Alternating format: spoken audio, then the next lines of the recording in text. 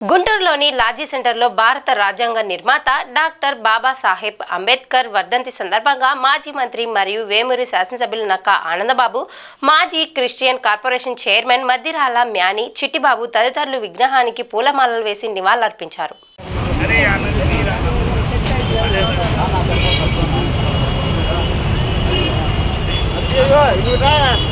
जोहार doctor B R. Ambedkar, जोहार doctor B R. Ambedkar, जोहार डॉक्टर बी.आर. अम्बेडकर, राజ్యాంగ సృష్టికర్త డాక్టర్ బి.ఆర్. అంబేద్కర్, రాజ్యాంగ సృష్టికర్త డాక్టర్ బి.ఆర్. అంబేద్కర్, జోహార్ డాక్టర్ బి.ఆర్. అంబేద్కర్, జోహార్ డాక్టర్ బి.ఆర్. అంబేద్కర్.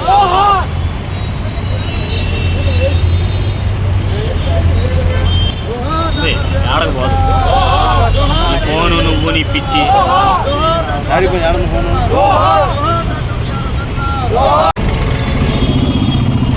భారతదేశానికి అంబేద్కర్ గారు అందించినటువంటి రాజ్యాంగం 75 ఏళ్ళు అవుతా ఉన్నాం. 75 స్వతంత్రాల మహోత్సవాలు ఇప్పుడు జరుపుకుంటా ఉన్నాం. ప్రపంచంలోనే అతిపెద్ద ప్రజాస్వామిక దేశమైనటువంటి భారతదేశం అంబేద్కర్ గారు ఇచ్చినటువంటి బలమైన రాజ్యాంగం గురించి ఈరోజు అనేక రకాలుగా దేశంలో స్వాతంత్రం వచ్చిన పరిస్థితులు 75 ఏళ్ల సంవత్సరాలు పరిస్థితులు వారి గమనంలో తీసుకుంటే పరిస్థితులు ఏ విధంగా మారినా, ఏ విధంగా కొత్త ఏ విధంగా అప్డేట్ అయ్యి ముందు చేయాలో కూడా దాని అందరికీ కారణం భారత రాజ్యాంగం యొక్క గొప్పతనం అని చెప్పి ఈరోజు మనం గుర్తుంచుకోవాలి. ప్రతి 5 సంవత్సరాలకు ఒకసారి ప్రజాస్వామ్యంగా పీస్ఫుల్ కాన్స్టిట్యూషన్ జరుగుతూ ఇంకా మనతో పాటు రాజ్యాంగాలు ఏర్పాటు చేసుకున్న ప్రభుత్వాలు ఉన్నాయి, దేశాలు ఉన్నాయి. ప్రజాస్వామ్య పేరు మీద మనుగడ సాగిస్తున్నటువంటి దేశాలన్నీ కూడా చిన్న పెద్దగా ఉన్నాయి. కానీ భారతదేశం మాత్రం భిన్నత్వంలో ఏకత్వం కలిగినటువంటి దేశం.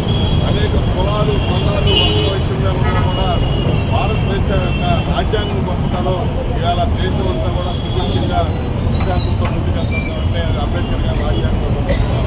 ఇవాళ రాజ్యాంగం ఎంత మంచిదనేది అది అమలుపరిచినటువంటి పాలకుల్లో ఉంటుందని చెప్పి ఆ రోజు అంబేద్కర్ గారు చెప్పారు. గత 5 ఏళ్ళు జగన్మోహన్ రెడ్డి టైంలో మాత్రం రాజ్యాంగం విజ్ఞానికుల మోసానికి గురైంది. అనేక అవహేళనలు పొందేవారు. అంబేద్కర్ గారిని అవహేళన చేశారు, రాజ్యాంగాన్ని అవమానించారు. ప్రతిరోజు దొంగలో దొంగిలించిన కార్యక్రమాలు జగన్మోహన్ రెడ్డి చేశాడు.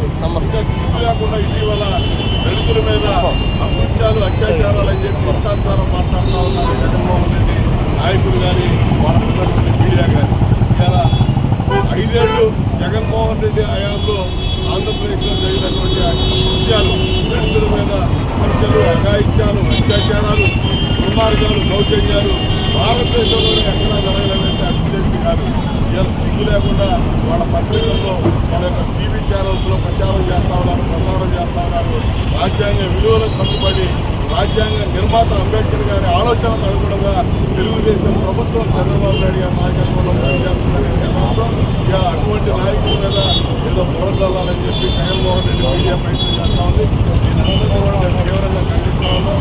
ఇలా అంబేద్కర్ గారి ఆశయాల్ని తీసుకెళ్లే తెలుగుదేశం పార్టీ చంద్రబాబు నాయుడు గారి నాయకత్వంలో